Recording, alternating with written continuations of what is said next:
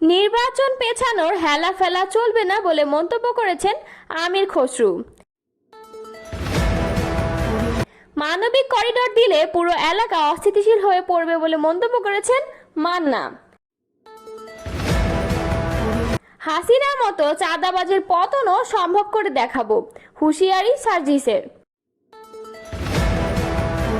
Vote গণতন্ত্র প্রতিষ্ঠার কোনো সিদ্ধান্ত নেয়নি অন্তর্বর্তী সরকার। শাহবাগীদের বিচার করতে হবে বলে মন্তব্য করেছেন হেফাজতে ইসলাম। এতক্ষণ শুনছিলেন সংবাদ শিরোনাম, এবারে বিস্তারিত।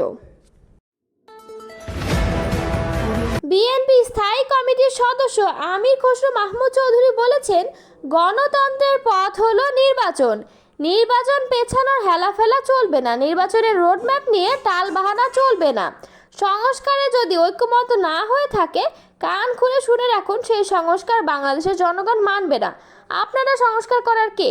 সংস্কার করবে দেশের জনগণ। নির্বাচনের মাধ্যমে সেই সংস্কার হবে। বুধবার 28 মে বিকেলে রাজধানীর নয়াপল্টনে বিএনপির কেন্দ্রীয় কার্যালয়ের সামনে এক তারুণ্যের সমাবেশে তিনি এসব কথা বলেন। বিএনপির 3 অঙ্গ ও সহযোগী সংগঠন জাতীয়তাবাদী যুব দল, স্বেচ্ছাসেবক দল ও ছাত্র দলের উদ্যোগে ঢাকায় এই কর্মসূচির আয়োজন করা হয়। আমির খসরু বলেন, সংস্কারের প্রথম প্রস্তাব দিয়েছেন দেশনেত্রী বেগম খালেদা জিয়া ভিশন 2030। এরপর আমাদের ভারপ্রাপ্ত চেয়ারম্যান 27 দফা দিয়েছেন এবং পরবর্তীতে আন্দোলনের দলগুলোর সঙ্গে আলোচনার ভিত্তিতে 31 দফা দিয়েছে।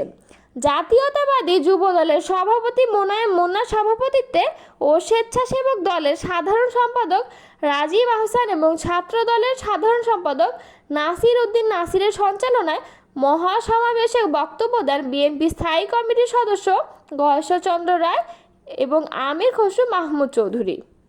নাগরিক ঐক্যের সভাপতি মাহমুদুর রহমান মান্না বলেন, দেশের মানুষ একটি প্রভাবমুক্ত স্থানীয় সরকার নির্বাচন চায়। তৃণমূল দীর্ঘ সময় নেতৃত্ব শূন্য থাকা উচিত না। মানুষের মধ্যে নির্বাচন নিয়ে এক অজানা আতঙ্ক বিরাজ করছে। রাজনৈতিক নেতারা বাস স্ট্যান্ড, টেম্পো স্ট্যান্ড, খাল বিল দখল নিয়ে ব্যস্ত। ইউরোপ আমেরিকায় যদি চাঁদাবাজি ছাড়া রাজনীতি চলতে পারে, বাংলাদেশে পারবে না কেন? রাখাইন রাজ্যে এখন কোনো কর্তৃপক্ষ নেই। এই নাজুক অবস্থায় মানবিক করিডোর দিলে পুরো এলাকা অস্থিতিশীল হওয়ার যথেষ্ট সম্ভাবনা রয়েছে। বুধবার রাজধানীর জাতীয় প্রেস ক্লাবে গণশক্তি সভায় আয়োজিত জনদুর্ভোগ ও স্থানীয় সরকার নির্বাচন শীর্ষক মতবিনিময় সভায় প্রধান অতিথির বক্তৃতায় তিনি কথা বলেন। মাহমুদুর রহমান মান্না বলেন, চলমান আন্দোলনগুলোর ব্যাপারে সরকারকে সজাগ থাকতে হবে। অনেকে ন্যায্য দাবি নিয়ে আন্দোলন করছে। ন্যায্য দাবিগুলোর প্রতি সরকারকে শ্রদ্ধাশীল হতে হবে।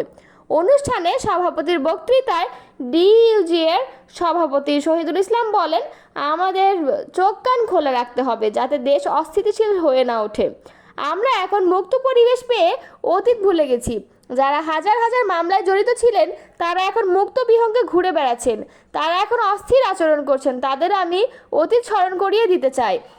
সভায় বক্তৃতা করেন বাংলাদেশ সুপ্রিম কোর্টের আপিল বিভাগের আইনজীবী অ্যাডভোকেট আকবর হোসেন, নাগরিক নারী ঐক্যের সাধারণ সম্পাদক ফেরদৌসী আক্তার এবং ডক্টর হুমায়ুন কবির বিশিষ্ট গবেষক কর্মী শারমিন সুলতানা চৈতি।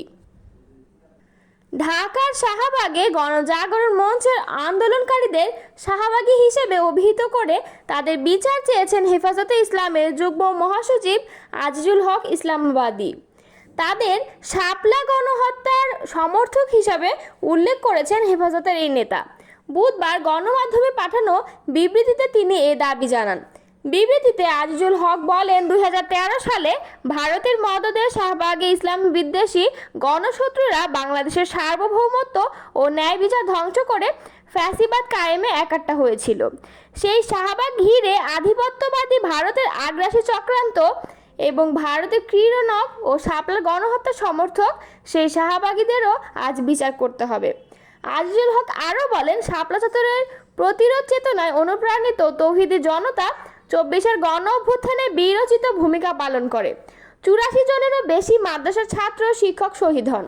একটি বৃহৎ রাজনৈতিক দলের শীর্ষ নেতা দেশের ইসলামপন্থী ও আলেম নেতাদের মৌলবাদী বলে 1.5 দশকের পুরনো ভারতীয় ও আওয়ামী বয়ানে সুর মিলিয়ে কটাক্ষ করেছেন, যা উদ্বেগজনক। আওয়ামী লীগ ও ভারতীয় বয়ানে কথা বলে দেশবাসীর কাছে প্রত্যাখ্যাত হবেন। এছাড়া শাহবাগীদের ইসলাম বিদ্বেষী ফ্যাসিস্ট উল্লেখ করে তাদের চক্রান্তের বিরুদ্ধে জুলাইয়ের ছাত্র জনতাকে সতর্ক ও ঐক্যবদ্ধ থাকার আহ্বান জানান হেফাজতের এই নেতা।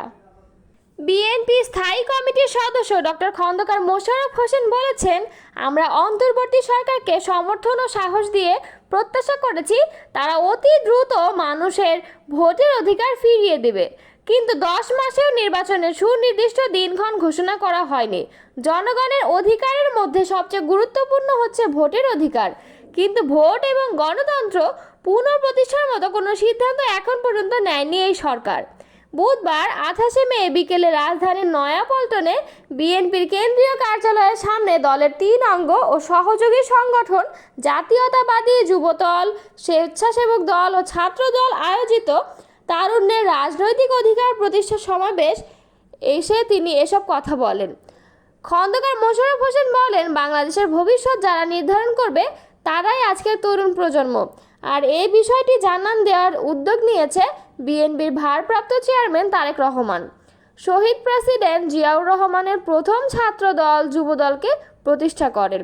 একইভাবে তার সুযোগ্য পুত্র তারেক রহমান তরুণ সমাজকে ঐক্যবদ্ধ করার উদ্যোগ নিয়েছেন। তিনি বলেন, দীর্ঘদিন ফ্যাসিস্ট সরকারের আমলে আমাদের কী ধরনের নির্যাতনের শিকার হতে হয়েছে আপনারা তা জানেন। মিথ্যা মামলায় খালেদা জিয়াকে কারাভোগ করতে হয়েছে, তারেক রহমানকেও বানোয়াট মামলায় সাজা দেওয়া হয়েছিল। তিনি আরও বলেন, বেগম খালেদা জিয়া ভীষণ 2023 ঘোষণা করেছেন এবং তারেক রহমান প্রথমে 27 দফার সংস্কার প্রস্তাব দিয়েছিলেন, পরবর্তীতে যা 31 দফায় রূপ নেয়। অর্থাৎ আমরা সংস্কার নিয়ে সবসময় চিন্তা করেছি, কিন্তু সব সংস্কার এক কথায় করা যাবে না। এটি একটি চলমান প্রক্রিয়া। আমরা চাই একটি অবাধ নিরপেক্ষ নির্বাচনের জন্য প্রয়োজনীয় সংস্কার অতি দ্রুত শেষ করে চলতি বছরের ডিসেম্বরের মধ্যে নির্বাচন অনুষ্ঠিত হোক। ডক্টর মোশাররফ হোসেন বলেন, বিএনপির নেতাকর্মীরা মামলার শিকার সবচেয়ে বেশি। জনগণের ভোটে বিজয়ী হয়ে আমরা আগামীতে ক্ষমতায় গেলে অবশ্যই মামলার বিষয়টি নিয়ে ভাবব।